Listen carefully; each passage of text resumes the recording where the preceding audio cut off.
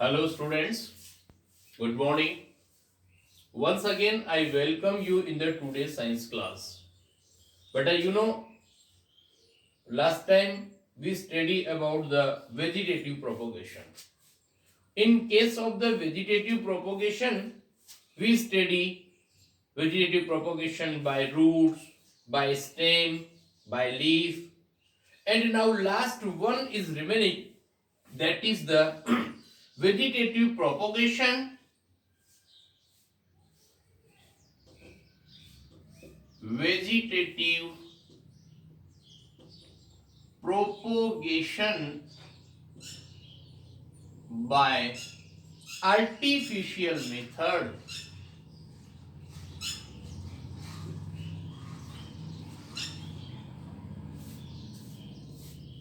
by artificial method मतलब अब तक अपन ने जो भी वेजिटेटिव प्रोपोगेशन के प्रोसेस पढ़े वो नेचुरल थे, लेकिन अब कुछ ऐसा पढ़ेंगे that is artificial. Plants can also be vegetatively propagate by some artificial method. देखिए ऊपर की जो फर्स्ट पॉइंट्स अपन ने पढ़े, किसी में हमने प्लांट का स्टेम कट करके और सॉइल में लगा दिया, किसी में लीफ जमीन के अंदर डाल दी और किसी में और रूट्स को अंदर डाल दिया. लेकिन अब हम बात कर रहे हैं about the artificial method. Some of the methods are number first that is about the cutting. Please try to understand by cutting process. Cutting means a piece of stem having a few knots. When this cutting is buried in the soil, new roots develop in its underside and develop into a new plant. ध्यान से देखना बेटा, पहले हम बात बता रहे हैं इसको, इसके एग्जाम्पल की बात कर रहे हैं. पहले इसमें नेम होंगे आपके पास रोज, चंपा, शुगर कैन. रोज, चंपा and sugar cane.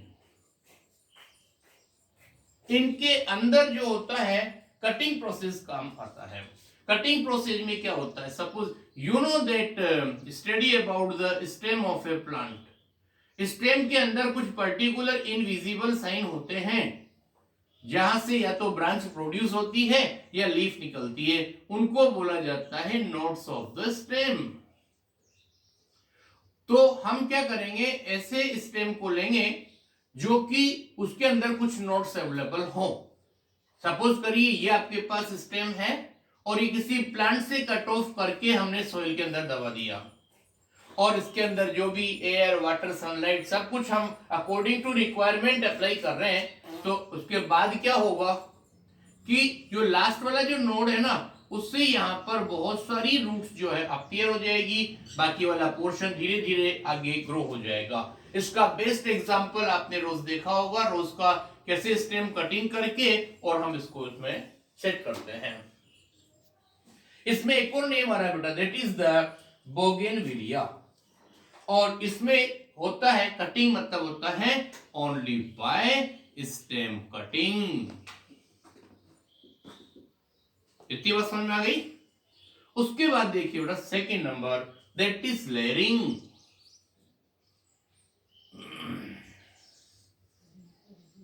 Layering means क्या होता है, please try to understand.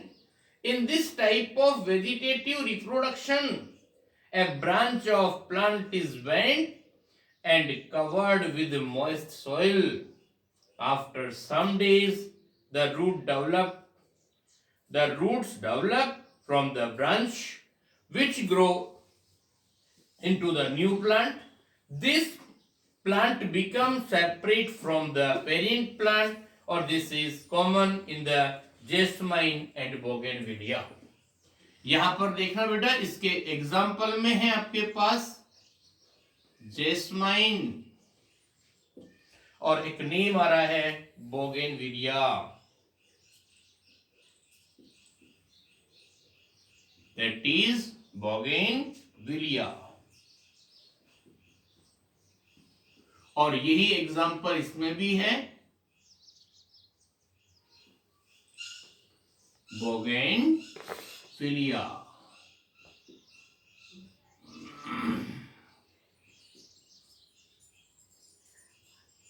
Okay, ये होगा इसके अंदर। अब इसमें क्या होता है थोड़ा हम बता रहे हैं आपको। सपोज करिए ये आपके पास कोई एक प्लांट बॉडी है और ये पूरी प्लांट बॉडी, और इसकी यहां पर बहुत सारी ब्रांचेस प्रोड्यूस होंगी, इस तरफ भी ब्रांच होगी, इस तरफ भी ब्रांच होगी। उसमें हम क्या करेंगे कि जो ग्राउंड लेवल के पास वाली जो भी ब्रांच ग्रो होगी ना, उसको हम सोइल के अंदर या मिट्टी के अंदर दबा देंगे। ध्यान से सुनना, this is the what, lower branch. और इसको हमने इसमें डाल दिया तो यहां पर इसके अंदर रूट्स अपीयर हो जाएंगी, दैट मीन्स और ये अलग से अपना प्लांट और डेवलप करेंगी। और जब यहां से जो लोअर ब्रांच आपने मिट्टी में दबाई, उसके बाद वो धीरे धीरे धीरे ग्रो होकर आगे बढ़ती जाएगी। तो जैसे ही यहां पर इसका कंडीशन, तो हम इसको इस पेरेंट प्लांट से अलग कर देंगे, तो इसकी लाइफ अलग हो जाएगी, इसकी इंडिविजुअल लाइफ अलग हो जाएगी। This is the layering process. एक बार फिर देखना बेटा, the branch of the plant bent and covered with soil.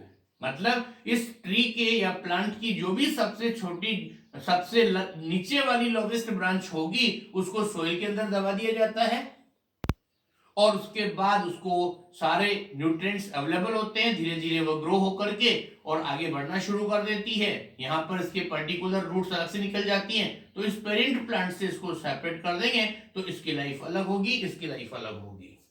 So this is the in case of the jasmine and bougainvillea. उसके बाद थर्ड पॉइंट की बात कर रहे हैं बेटा, दैट इज द ग्राफ्टिंग। देखिए क्या होता है ग्राफ्टिंग का। Grafting is also artificial method of vegetative propagation. ध्यान रखना, जितने भी आर्टिफिशियल मेथड्स होते हैं done by human being in the laboratory और anywhere else. In this method, a small branch of a plant is inserted into a cut made in the rooted stem stalk. Now both scion and stalk are tied together to develop a new plant, and this type of reproduction take place in the citrus, mango, apple, etc. थोड़ा ध्यान से देखना बेटा बात को। Grafting का process बता रहे हैं। आपके पास यहां पर दो प्लांट हैं, एक प्लांट तो ये है और दूसरा प्लांट, दोनों हो सकता है, इनमें कुछ पर्टिकुलर डिजायर्ड जो कैरेक्टरिस्टिक्स होते हैं वो सेलेक्ट कर लिए जाते हैं। अब सपोज करो हमने इस वाले, ये ट्री नहीं होकर के प्लांट है यहां पर, दैट इज द ए और बी। अब इसका ऊपर वाला जो पोर्शन है ना, इसको हम कट कर लेंगे और ये कहलाएगा आपका स्कियोन। मतलब कहने का क्या हुआ कि स्कियोन एक ऐसा पार्ट होता है जिसको हम दूसरे प्लांट के अंदर सेटअप करेंगे। तो एक बार दोबारा समझना, ये आपके पास प्लांट ए है, इसके अंदर ये नीचे वाले पोर्शन को छोड़ के यहां से कट कर लिया, ये ऊपर वाला प्लांट हमने निकाल कर अलग रख लिया, दैट इज द स्कियोन। इसी तरह जो दूसरा प्लांट है ना, उस दूसरे प्लांट का ऊपर वाला पोर्शन हमने हटा दिया और नीचे यहां पर कोई स्पेस बना दी और इसको हमने नेम दे दिया स्टॉक। मतलब की पोजीशन ये रहेगी कि ये आपके पास में पोटेड प्लांट, ये यहां पर कट करने के बाद यहां पर क्या बन जाएगा, दैट इज स्टॉक। अब ये जो स्कियोन हमने कट ऑफ किया, मतलब कि ये इस तरह की स्ट्रक्चर रहेगी इसकी, ये स्कियोन जो आपने कट ऑफ किया वो इसके अंदर इंसर्ट कर दिया जाता है और उसके बाद उनको टाइटली पैक्ड कर दिया जाता है। उसके बाद इसकी जो ये जो भी हमने रखा दैट इज द स्कियोन, तो स्कियोन की सेल्स भी ग्रो करेंगी, स्टॉक की सेल्स भी ग्रो करेंगी और दोनों आपस में मिक्स होकर के एक न्यू प्लांट प्रोड्यूस होगा। उसमें कुछ फीचर्स इस प्लांट के होंगे, कुछ इस प्लांट के होंगे और इस तरह का जो प्रोसेस होता है, मेथड होता है, उसको बोलते हैं हम ग्राफ्टिंग प्रोसेस। मतलब ये 3 प्रोसेस होगा अपने पास और ये आपको मिलता है in the citrus fruit, mango, Apple. देखना ग्राफ्टिंग के एग्जांपल्स बता रहे हैं हम आपको। मैंगो, देन एप्पल और next one that is the citrus fruit. आप जानते हैं lemon, orange, like that is the lemon, orange. Okay, इतनी बात समझ में आ गई। और अब इसके बाद हम नेक्स्ट टॉपिक पे बात करेंगे, that is the advantage of vegetative propagation. ये जो भी मैंने आपको बताया था कल कि वेजिटेटिव प्रोपोगेशन एसेक्सुअल रिप्रोडक्शन की एक टाइप होती है। अब हम बात कर रहे हैं बेटा एडवांटेज, मतलब क्या बेनिफिट्स है इससे। हम वेजिटेटिव रिप्रोडक्शन अगर फॉलो करते हैं तो उससे क्या एडवांटेज होंगे, क्या बेनिफिट्स होंगे, देखिए आप ध्यान से। Yes, now please look. Advantage of vegetative propagation.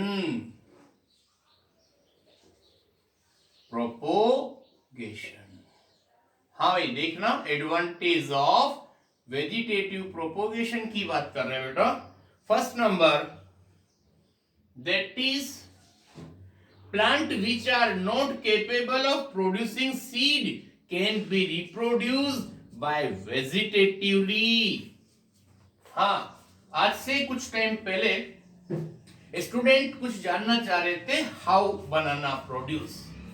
बनाना के अंदर सीड्स नहीं होते हैं फिर भी वो कैसे रिप्रोड्यूस होते हैं, उस बात का रिप्लाई मैं अब दे रहा हूं। यहां पर कुछ ऐसे प्लांट्स होते हैं जिनके अंदर सीड्स या तो होते नहीं है और होते हैं तो सीड्स वीक होते हैं प्रॉपरली, तो उन सब के अंदर वेजिटेटिव प्रोपोगेशन का प्रोसेस काम में लिया जाता है। यहां पर देखना, plants which are not capable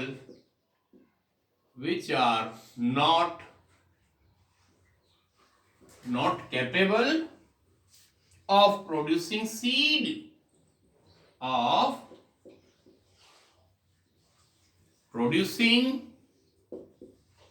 seeds can be reproduced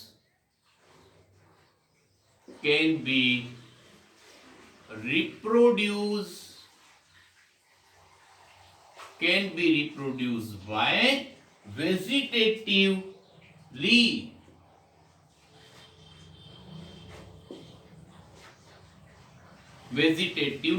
इसका एग्जाम्पल देखना बेटा। जिन लोगों ने क्वेश्चन पूछा था ध्यान देना एक बार, उसमें आपके पास आंसर होगा बनाना।